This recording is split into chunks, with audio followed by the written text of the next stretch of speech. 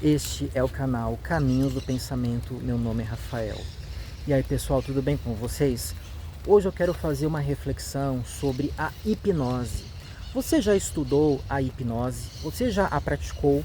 Você já participou de alguma sessão de hipnose presencial ou à distância, circense ou terapêutica, né? A hipnose é uma ferramenta incrível, pessoal. Eu tenho muitas experiências para contar, né? Eu tive contato com ela assim a fundo mesmo no final de 2011. Eu conheci pelo YouTube o hipnotista baiano Antônio Carreiro, que me apresentou um mundo novo, porque até então a imagem que eu tinha da hipnose era uma coisa para mera diversão, sabe? Era uma confusão dos sentidos apenas. Mas o Antônio Carreiro me mostrou uma hipnose que poderia ser usada como uma ferramenta de autoconhecimento, de autocura e também como uma ferramenta usada em todas as religiões, em maior ou menor grau, de uma forma ou de outra. E esse último fator foi que me chamou a atenção, porque eu tive muitas experiências na minha vida que eu julgava espirituais, sobrenaturais. E depois, conforme o tempo foi passando, eu fui refletindo, eu passei a desacreditar da origem que eu atribuía a essas coisas, embora eu não soubesse explicá-las muito bem. E a hipnose me ajudou a entender esses fenômenos como algo natural, como algo próprio da mente humana, como uma criação impressionante da nossa consciência. Ou, melhor falando, da parte subconsciente da nossa mente, né? A nossa mente, ela possui capacidades que muitas vezes nós desconhecemos, né? Assim como nós temos capacidades físicas, né? Que às vezes nós não exploramos muito bem, das quais nós não nos damos conta até que nós precisamos fazer alguma coisa e a gente faz aquilo lá, né? E a gente percebe, nossa, eu nem sabia que eu conseguia fazer isso, né? A nossa mente, ela também consegue chegar a locais que pareciam inacessíveis. A gente consegue até mesmo criar realidades extremamente vívidas, pessoal, que não se diferenciam em nada da realidade chamada física, né? Determinadas pessoas, quando estão em um estado alterado de consciência, elas experimentam percepções, elas têm sensações, né? Que faz com que elas acreditem em coisas que as outras pessoas não conseguem verificar, né? Para aquela pessoa que está vivendo aquilo ali é absolutamente real, tão real quanto a cama em que ela se deita, tão real quanto o pão que ela come, né? Mas para os outros, aquilo ali é apenas uma ilusão, né? Então, qual é a realidade? Qual é a diferença entre a realidade e a fantasia, né? Se quando nós estamos hipnotizados, nós somos capazes de experimentar realidades alternativas em primeira pessoa, né, a ponto de que aquilo nem é mais alternativo para quem está experimentando, mas é a realidade mesma, de que modo nós podemos dizer que as coisas que os religiosos experimentam, as coisas que eles sentem, as coisas que eles acreditam são falsas, né? Ora, a hipnose é uma ferramenta que nos ajuda a desacreditar da empiria como uma realidade em si, né? A empiria é formada por percepções que nos afetam visivelmente, audivelmente, tatilmente, etc. E todas essas percepções são reais enquanto percepções, ou seja, elas são afetações nas mentes. As mentes é que têm substancialidade. As mentes são o pano de fundo no qual essas percepções são impressas. E as percepções vêm de uma fonte exterior a essas mentes finitas que as afetam, né? Agora, essa realidade empírica, ela precisa ser analisada de acordo com a razão, né?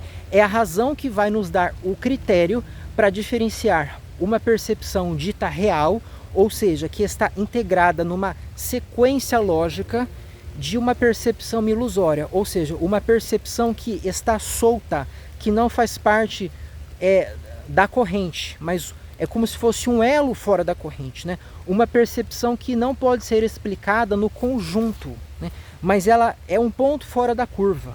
É isso que nós chamamos de ilusão, né? Aquilo que um hipnotizado experimenta, por exemplo, quando ele vê um artista famoso diante dele, que os outros não veem, que os outros não percebem, não é que ele não está vendo o artista, ele de fato está vendo sim o artista. Só que essa visão é apenas isso. Ela não corresponde à viagem do artista até aquele local, né? Nós não podemos dizer que o artista se deslocou, mas nós podemos dizer apenas isso. A pessoa está vendo o artista, a pessoa está tendo essa percepção, né? E a percepção tem uma explicação. Obviamente, ela não surgiu por surgir, né? Mas ela foi causada por algo. O que o hipnotista faz é conduzir a pessoa, facilitar o processo. O hipnotista não é propriamente ativo, mas ele auxilia a pessoa, ele fica do lado dela. É a pessoa que se auto-hipnotiza, é a pessoa que libera as suas fantasias, a pessoa que libera o seu inconsciente, a pessoa libera os poderes mais profundos da sua mente. E quando isso acontece, o resultado é espetacular, pessoal. Quando você vê uma hipnose terapêutica bem feita, parece milagre. Pessoas com problemas gravíssimos no corpo e na mente têm os seus sintomas minimizados ou até eliminados, pessoal, somente com o uso da hipnose. A pessoa coloca as boas ideias em ação, ela se alimenta com boas sugestões, ela é induzida positivamente para melhorar, né? Ela acredita que está se curando e o corpo corresponde, de uma forma que deixa até mesmo os profissionais da saúde embasbacados. Não que o hipnoterapeuta não seja um profissional da saúde, mas ele não pertence a uma categoria regulamentada pelo Estado, né? Pelo menos aqui no Brasil não existe Conselho Federal de Hipnoterapeutas, né? Como os médicos, os farmacêuticos, os nutricionistas, etc.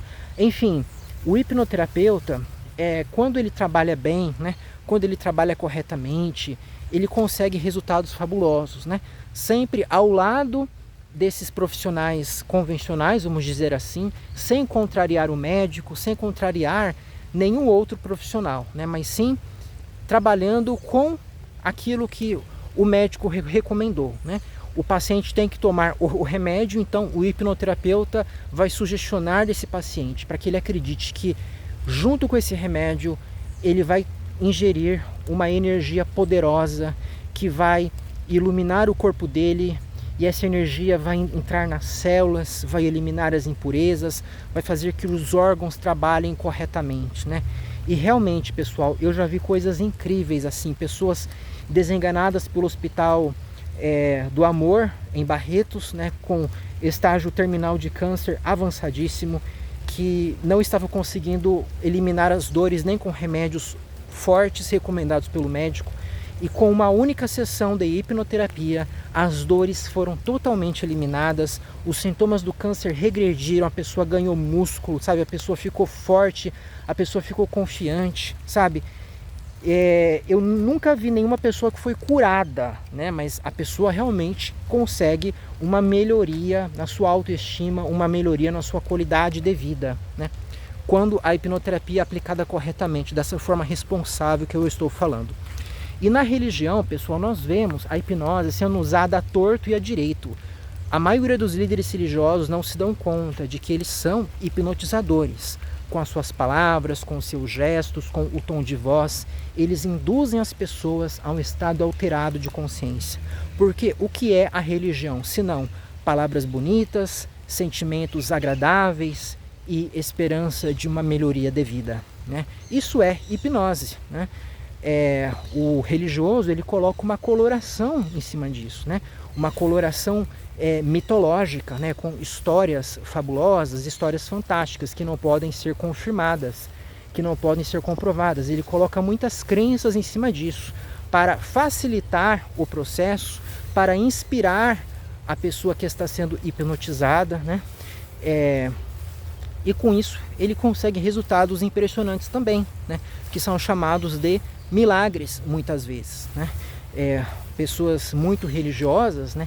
Elas realmente têm as suas crenças como uma verdade e muitas delas ouvem vozes, vêm espíritos, vêm santos, deuses, né, guias. E isso tudo o quê? São criações da própria mente humana, né? São afetações que essa mente recebe mediante um estado alterado em que a pessoa se coloca nisso, né? A pessoa se sugestiona e ela realmente percebe essas coisas e interpreta essas coisas de acordo com a sua doutrina, tá? Pessoal, eu tenho muito mais para falar sobre hipnose, mas por hora era isso que me veio à cabeça. Talvez eu faça outros vídeos sobre o assunto. Por hoje era isso, até a próxima.